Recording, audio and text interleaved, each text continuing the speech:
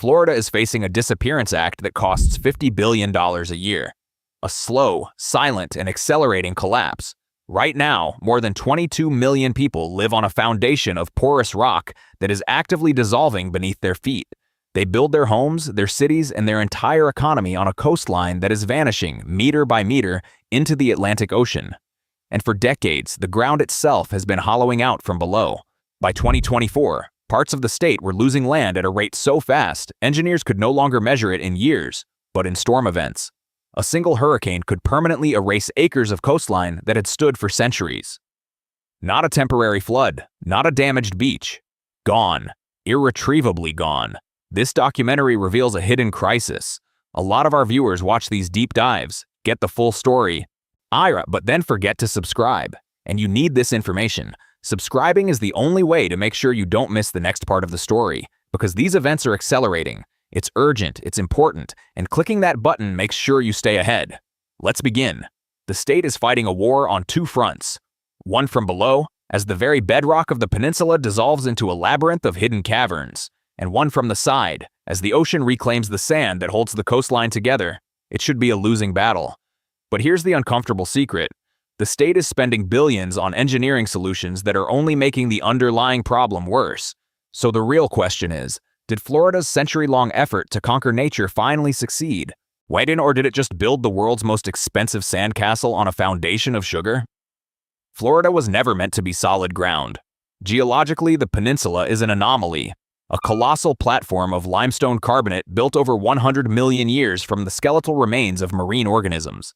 It is less a piece of a continent and more a fossilized reef jutting out into the ocean.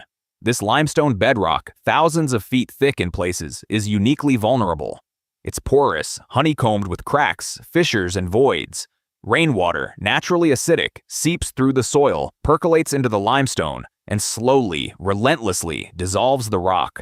Over millennia, this process carved out a hidden subterranean world, an underground network of caves, conduits, and rivers that holds one of the largest freshwater aquifers on the planet. It's the Floridan Aquifer. This geology has a name, karst, and it is both Florida's greatest resource and its most profound vulnerability. For most of its history, this was a place of water, not land, a landscape of swamps, marshes, and wetlands governed by the slow, seasonal pulse of rain and flood. The first developers who arrived in the late 19th and early 20th centuries saw not an ecosystem, but an obstacle. The dream was not to live with Florida's nature, but to defeat it. That fight began in earnest with men like Hamilton Diston and later Napoleon Bonaparte Broward, who promised to drain the Everglades and create an empire of the sun. It was a promise of transformation, turning worthless swamp into priceless real estate. The engineering was brutal and ambitious. They dredged, they blasted, they carved canals through the bedrock, redirecting the natural flow of water in ways the peninsula had never experienced. By the 1920s, the Great Florida land boom was on. Cities like Miami and St. Petersburg exploded from tiny outposts into bustling metropolises seemingly overnight. Developers sold lots that were still underwater, promising a future of solid ground that existed only on paper. The state's population doubled, then doubled again. By the 1950s and 60s, a new wave of development swept the state. Post-war prosperity, air conditioning, and the interstate highway system turned Florida into a national destination. The demand for land was insatiable, but the best coastal land was already taken, so developers created more. They dredged sand and crushed rock from the bottom of bays and inlets, piling it up to create vast networks of artificial waterfront communities. Finger canals, landfill islands, and reshaped coastlines became the new standard. They were building on top of the marshland, on top of the mangrove forests, on top of the very wetlands that had acted as a natural buffer against the forces of water and wind. They were building on a lie, a belief that concrete and steel could permanently hold back the water, that engineering could rewrite geology. A fatal miscalculation was being made, repeated in every subdivision, every new canal, every dredged channel. They were changing the water pressure. Every canal they dug, every swamp they drained altered the delicate hydrological balance that kept the aquifer full and stable. And every gallon of fresh water they pumped out to supply the growing cities was another disturbance. The ground beneath their feet was beginning to change in response. The dissolution of the limestone was accelerating. All of this development, all of this hubris set the stage for the first front in Florida's secret war, the collapse from below. The geologic term is a sinkhole. But that clinical name fails to capture the terrifying reality. There are three main types, and each one is a different kind of monster. A dissolution sinkhole forms slowly, a gradual depression in the land as surface rock dissolves. A cover-subsident sinkhole is similar, a slow sagging of sand and clay into voids opening up in the limestone below. They are unsettling. They crack foundations and unsettle roads. But the third type is the one that fuels nightmares. The cover collapse sinkhole. This happens when the bedrock dissolves far below the surface, creating a massive cavern in the limestone. The layer of clay and sand above it holds, for a time, acting as a fragile bridge over the void. But as the cavern grows and as water continues to erode that bridge from below, the structural integrity weakens. It can hold for years, decades, and then, in an instant, it fails. The surface drops out without warning, swallowing everything above it. Houses, cars, swimming pools, roads, gone, in seconds. It's not a collapse, it's a disappearance. This is the truth of living on karst terrain.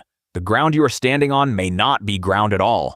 It may just be the roof of a cave that hasn't given way yet. The state of Florida is the American epicenter for this phenomenon. Sinkhole Alley, a corridor stretching through the center of the state, has the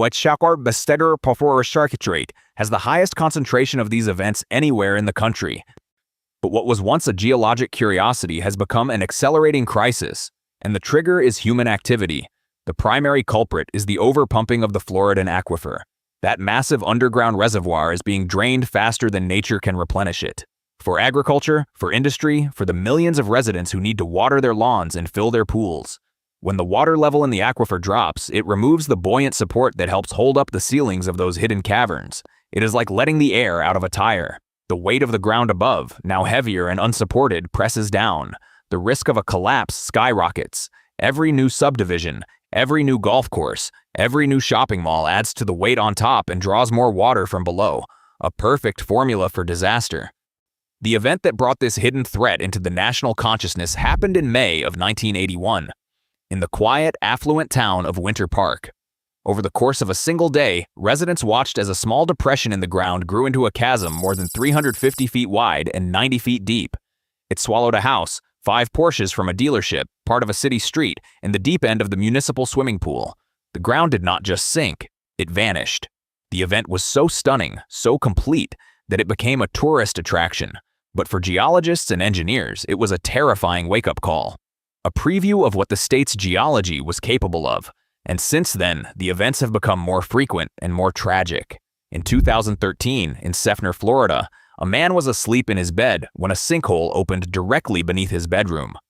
He was never seen again. His body was never recovered.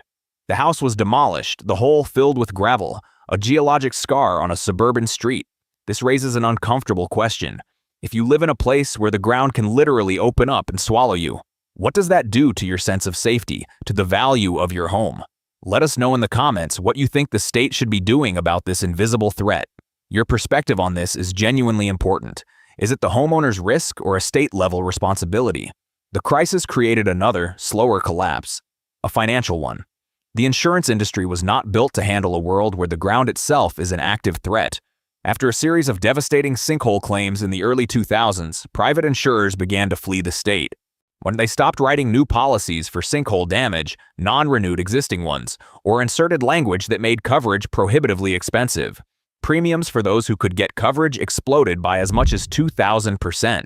The market broke.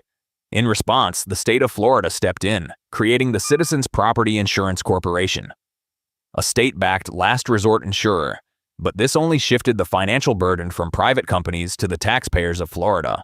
A state-sponsored gamble that the problem wouldn't get too big to manage. And so, Florida began to fight back, not by changing its development patterns, but with engineering. The primary weapon in the war against sinkholes is grout, specifically compaction grouting. The process is a form of geologic surgery. Niche crews drill a series of holes deep into the ground around a damaged property, down into the unstable soil layers above the limestone. Then, they pump a thick, mortar-like grout mixture under immense pressure into the voids.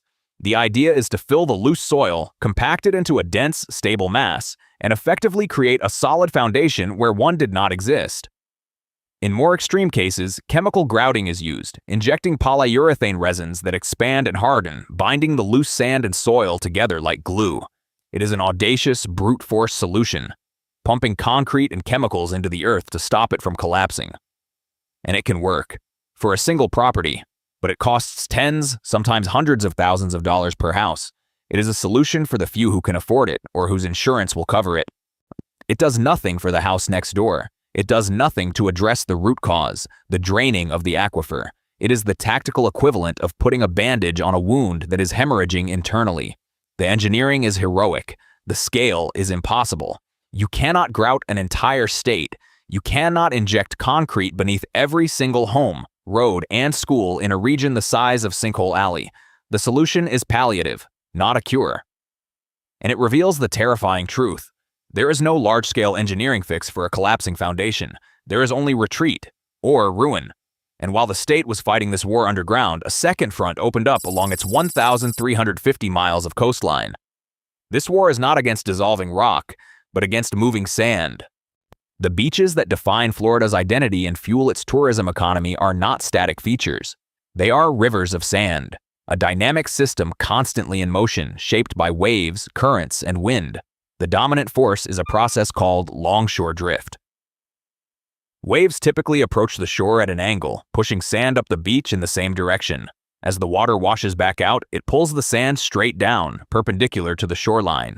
The net result is a slow, steady migration of sand along the coast. A beach is only stable if the amount of sand arriving is equal to or greater than the amount of sand leaving. This is the sand budget.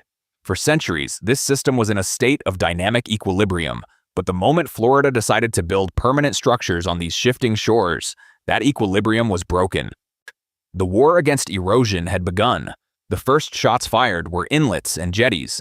To create safe, stable channels for boats and ships to access inland ports and marinas, engineers built long walls of rock and concrete, called jetties, stretching out into the ocean on either side of an inlet.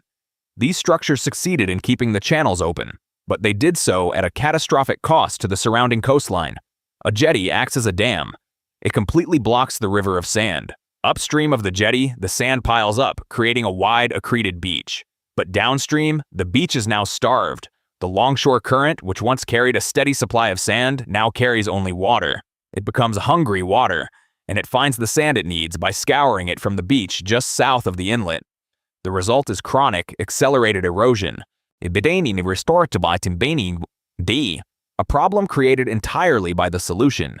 Nearly every single one of Florida's 19 deepwater inlets is now the site of a severe erosion problem on its downdrift side. Communities find themselves in a perpetual battle, spending millions to fix a problem their own infrastructure is actively causing. Seawalls are another form of this self-defeating engineering. Built to protect a single property or stretch of condos from wave action, a vertical seawall does not absorb wave energy. It reflects it. The waves hit the wall and are deflected downward, scouring the sand at the base of the wall and carrying it offshore. The beach in front of the wall disappears. The neighboring properties, now unprotected, begin to erode even faster. The solution for one becomes the crisis for all. This has an incredible, its direct impact on millions of people who own property or simply want to enjoy the public beaches they were promised. If this story is hitting home, please take a moment to like this video and share it with your family. Awareness of how these systems work is the first step toward finding real solutions, and sharing it helps spread that knowledge to people who need to understand the stakes. By the early 2000s, the Florida Department of Environmental Protection classified over 400 miles of the state's 825 miles of sandy beaches as critically eroded, a bureaucratic term for a coastline that is actively disappearing, threatening infrastructure, property, and ecosystems. The state was losing land, and so began the single most expensive Sisyphean task in modern coastal engineering: beach nourishment. The concept is simple. If your beach is disappearing, just add more sand. But the execution is a logistical and financial nightmare. Massive dredging ships sail miles offshore to designated borrow sites, where they scrape tons of sand from the ocean floor. That sand is then pumped through enormous pipes onto the eroded beach, where bulldozers spread it out, recreating the beach profile. It is a monumental undertaking. Miami Beach has been the poster child for this strategy since the 1970s. The city has spent hundreds of millions of dollars, importing over 13 million cubic yards of sand to rebuild its world-famous shoreline. It worked. The beach was restored, the hotels were saved, the tourists kept coming, but the project also became a symbol of the strategy's core flaw. It is not permanent. The forces that caused the erosion in the first place, the longshore currents, the storm events, the nearby inlets, are still there. The new sand immediately begins to wash away. A nourished beach is a temporary feature. Its lifespan is measured in years, typically between 5 and 10, before the entire process must be repeated, endlessly. The cost is staggering. A single beach nourishment project can cost anywhere from $10 million to over $100 million, depending on its scale. Since the 1950s, Florida and the federal government have spent billions of dollars pumping sand onto beaches. It is a tax on existence, a perpetual maintenance fee for daring to build on a shifting shore. And now, the solution itself is facing a crisis. They are running out of sand. The best offshore sand, sand that is the right size, color, and composition to build a stable beach, is a finite resource. Decades of dredging have depleted the most accessible borrow sites. Engineers are now forced to look further offshore, into deeper water, which dramatically increases the cost. They are even exploring crushing rock and mining inland sand pits, options that are even more expensive and ecologically questionable. The solution's supply chain is breaking down. It has become a desperate, expensive addiction. An engineering marvel that fights a battle that can never be won, only postponed. I know this is the second time I'm asking, but if you're getting value from this deep explanation, please make sure you're subscribed. So many people who love our content forget to, and subscribing is the single best way to support this kind of in-depth reporting. It matters. And then the real accelerant arrived, the one threat that links the collapse from below with the collapse from the side and makes both of them infinitely worse: climate change. For Florida, the most immediate consequence is sea level rise. But it's not simply a matter of the ocean slowly creeping up the beach. The real danger is happening underground. As the sea level rises, the heavier, denser saltwater pushes inland through the porous limestone foundation of the state. It infiltrates the Floridan aquifer in a process called saltwater intrusion. It contaminates the fresh water that millions of people depend on for drinking. But it also does something far more insidious. It changes the chemistry of the groundwater. Saltwater is more corrosive to limestone than freshwater. As it pushes deeper into the aquifer, it is accelerating the dissolution of the bedrock. It is making the sinkhole problem worse, faster, more unpredictable. This creates a terrifying feedback loop. Sea level rise hastens the dissolving of the limestone foundation. A weaker foundation makes the coastline more susceptible to collapse and subsidence. A lower, weaker coastline is then more vulnerable to erosion and storm surge from a higher ocean. The two crises are feeding each other. An enemy at the gates and a traitor already inside the walls. The models from agencies like NOAA are no longer ambiguous. They are deadlines. They project that Florida could see another foot of sea level rise by 2050 and potentially several feet by 2100. Each inch of rise translates to miles of saltwater intrusion inland. Each inch applies more pressure on the beaches. And the numbers that keep coastal geologists awake are no longer theoretical. They are a countdown. The worst-case scenarios of a decade ago are becoming the baseline assumptions for today. The engineering built for the 20th century cannot withstand the physics of the 21st. The beach nourishment projects were designed for a stable sea level. The calculations become meaningless when the baseline is constantly rising. The groins and jetties built to manage a predictable longshore drift are now being battered by storm surges that ride on a higher ocean, overwhelming their design limits. Underground, the problem is even more profound. The compaction grouting used to fix sinkholes is a localized repair. It cannot stop the systemic corrosion being driven by saltwater intrusion across the entire coastal aquifer. The state's foundational weapons in this two-front war are being rendered obsolete. The ground is getting softer and the ocean is getting stronger. It is an impossible equation. Florida built a paradise on a geologic foundation it never fully understood, an empire of real estate on a fossilized reef. It drained the swamps that were its natural defense and built walls of concrete that only made the ocean angrier. It pumped the water from beneath its feet, weakening the very ground that held it up. For a century, it worked. The engineering held. The growth seemed limitless. And yet, the original geology is now reasserting itself, armed with the new weapons of a changing climate. The water is coming back, from below and from the side. The future is one of difficult, almost unthinkable choices. What happens when a coastal community can no longer find or afford the sand to rebuild its beach? What happens when a major hurricane erases a barrier island that has been nourished a dozen times? Do you spend $1 billion to rebuild it again, knowing it will only wash away? This is already happening. After Hurricane Ian, communities in southwest Florida are facing this exact dilemma. The concept of strategic retreat, once a radical idea whispered by academics, is now part of the mainstream conversation. The idea that some areas may simply be too expensive, too dangerous to continue defending. But how do you tell a community its time is up? How do you manage the retreat of millions of people and trillions of dollars in real estate? The political will does not exist. The economic fallout would be catastrophic. The state's response is to double down on the engineering. New, more ambitious projects are being proposed. Living shorelines that use mangroves and oyster beds to absorb wave energy. Elevated infrastructure. More complex and expensive grouting techniques. It is a testament to human ingenuity. A refusal to surrender. I know, this is the last time. But seriously, our subscriber rate is lower than our viewership suggests it should be.